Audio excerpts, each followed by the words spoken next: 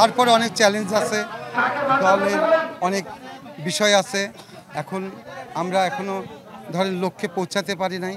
তারপর অনুভূতি এই যে সাধারণ মানুষ, এই যে সাধারণ মানুষ বা দলের নেতাকর্মী আমাকে নিতে আসছে, দীর্ঘ 2টা যুগ পরে এই মাটিতে পা দিচ্ছি, এর ভিতরে তার আলাদা আনন্দ আছেই। তারপরে লক্ষ্য, আমাদের দলের লক্ষ্য, আমাদের সামনে এগিয়ে যাওয়ার লক্ষ্য, সেগুলোকে সামনে নিয়েই আসলে পথ চলা চেষ্টা করব। আমি দলের নেতাকর্মীদের নিয়ে সবাইকে একসাথে নিয়ে আমরা সামনে এগিয়ে যাওয়ার যে পথটা, সেই পথটাকে আমরা চেষ্টা করব, এটাই। আর অনুভূতিটা তো আসলে ভালো লাগার অনুভূতি। এত দীর্ঘ টাইম মিথ্যা মামলা ছিল, দলীয়ভাবে টোটালি ষড়যন্ত্র করে সেটা আমাকে এই কাজটা করছে। রাজনৈতিকভাবেই আমি সারা জীবন নির্যাতিত, ক্ষমতাশীলের পক্ষে আমি বিপক্ষে। অবশ্যই ছিল, আমি 2বার চেয়ারম্যান ছিলাম। আমি 2বার যে চেয়ারম্যান হয়েছি, বাংলাদেশের কোনো চেয়ারম্যান বিনা পয়সার চেয়ারম্যান হয়েছে কিনা তা জানি না। আমি জেলের ভিতর থাকছি, আমি আমার বিনা পয়সার চেয়ারম্যান হয়েছি। আমি ঘটনার সময়ও আমি অনেকে উপস্থিত থাকি না, আমি জেলখানায় থাকছি। তাহলে সব কিছু ইউনিয়ন পরিষদেই থাকছি। আবার দ্বিতীয়বারও চেয়ারম্যান হয়েছি আমি দাসের ইউনিয়নের জনগণের অত্যাধিক ভালোবাসায়, যেটা 10টা ইউনিয়নে ওয়ার্ডে কেউ ফার্স্ট হতে পারে না, আমি ফার্স্ট হয়েছি এবং কোনো বিনা পয়সার ফার্স্ট হয়েছি। এটাই আমার পাওয়া, এটাই মানুষের কাছে আমার লেগে ভালোবাসা। আমার তো চ্যালেঞ্জটা তাদের নেই, আমার স্বপ্ন তো ট্যালেন্ট দিয়ে। কারণ আমি আজকে 56 বছর বয়স হয়ে গেছে, আমার লাইফের আজকে 20-25 বছর হয়তো আমার লাইফে আছে।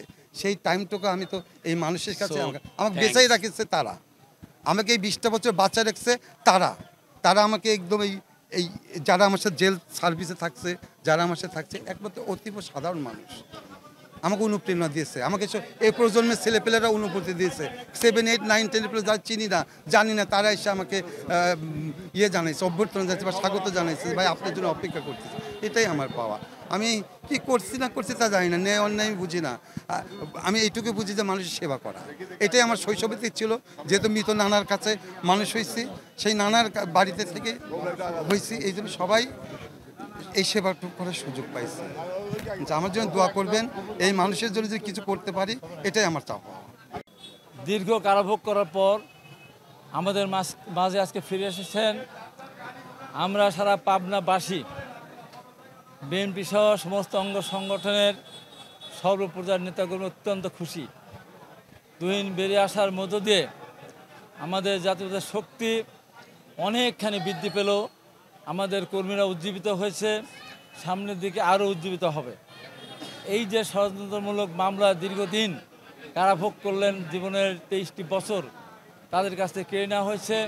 আমরা অত্যন্ত খুশি। আমরা সামনের দিকে এগিয়ে যাব এবং ফ্যাসিস্ট সরকারের পতনের পর দেশটা যেভাবে গণতন্ত্র এগিয়ে যাওয়ার কথা, আজকে আমরা পদে পদে বাধা সৃষ্টি হচ্ছে আমরা দেখতে পাচ্ছি। আজকে আপনারা দেখেছেন গতকাল কত পোস্ট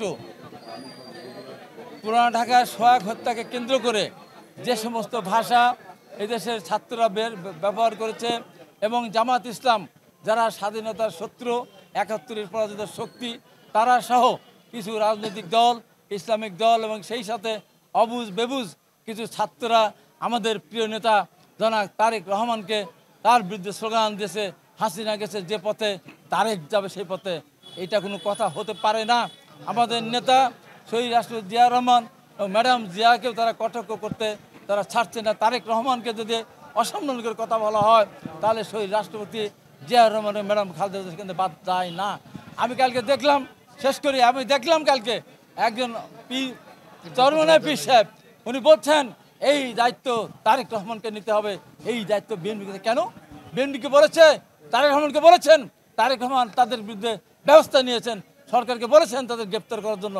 এটা বিচ্ছিন্ন ঘটনাকে কেন্দ্র করে বিএনপির মতো এত বড় একটা সংগঠনকে, যাদের জীবনে আমাদের হাজার হাজার নেতাকর্মী আমরা গ্রেপ্তার হয়েছিলাম, আমরা শহীদ হয়েছে আমাদের, আজকে সেই দলের সাথে আওয়ামী লীগের সাথে স্লোগান দেওয়ার বলেন নৌকা ধানের শীষ 2 সাপের একই বিষ। এই সমস্ত স্লোগান আরও কিছু স্লোগান দিয়েছে, যে স্লোগান আমরা একজন ছাত্রনেতা সাবেক ছাত্রনেতা হিসাবে মুখ উচ্চারণ করতে পারি না। তাই বলে দিচ্ছে, আপনারা আমরা অন্যায় করলে অবশ্যই বলবেন, কিন্তু তারেক রহমান, ম্যাডাম খালেদা জিয়া এবং শহীদ রাষ্ট্রপতি জিয়া রহমানকে কটাক্ষ করার অধিকার বাংলাদেশের মানুষের নেই বলে আমি মনে করি। জিয়া রহমান মহান স্বাধীনতা ঘোষক, উনি নিজে যুদ্ধ করে দেশ স্বাধীন করেছেন, আজকে কথা বলতে গিয়ে তার পর্যন্ত আপনি যাচ্ছেন। আমরা মনে করেন না আওয়ামী লীগের মতো আমরা পালিয়ে যাব। আওয়ামী লীগকে আমরা 15.5 বছর মোকাবেলা করেছি, হাজার হাজার লক্ষ লক্ষ মানুষ আমরা কারাগারে গেছি, আমরা মাথা নত করি নাই। আপনারা কি এমন হয়ে গেছেন, কি এমন হয়ে গেছেন আপনারা যে আপনারা আমাদেরকে ধমক দেন, আমাদের পার্টি অফিসে আপনি ককটেল বিস্ফোরণ করেন, আমাদের পার্টি অফিসে আপনি পুড়িয়ে দিতে চান। পরিষ্কার করে বলে দিচ্ছে, ভিডিও ফুটেজে সবই থাকবে। মনে করবেন না 2-10 হাজার মানুষ এক জায়গায় হয়ে বিরাট একটা কিছু হয়েছেন, ওই রকম কর্মী সারা ঢাকা শহরে দেশ থেকে আপনারা যে জোগাড় করবেন, আমি মনে করি আমার পাবনা জেলা যদি আমরা একত্রিত হই, আপনাদের সে অনেক বেশি গুণ মানুষ আমাদের মিছিলে অংশগ্রহণ করবে। বিএনপি ভেসে যাবে না। তাই শেষবারের মতো বলছে, বিএনপিকে নিয়ে খেলতে যাবেন না। আওয়ামী লীগ নিশ্চিত করতে গিয়েছিল, আওয়ামী লীগ দেশ থেকে পালিয়ে যেতে বাধ্য হয়েছে। আপনারা যদি বিএনপিকে নিশ্চিত করতে চান, বাংলাদেশের রাজনীতি থেকে চিরদিনের জন্য আপনাদের রাজনৈতিকভাবে বিদায় নিতে হবে।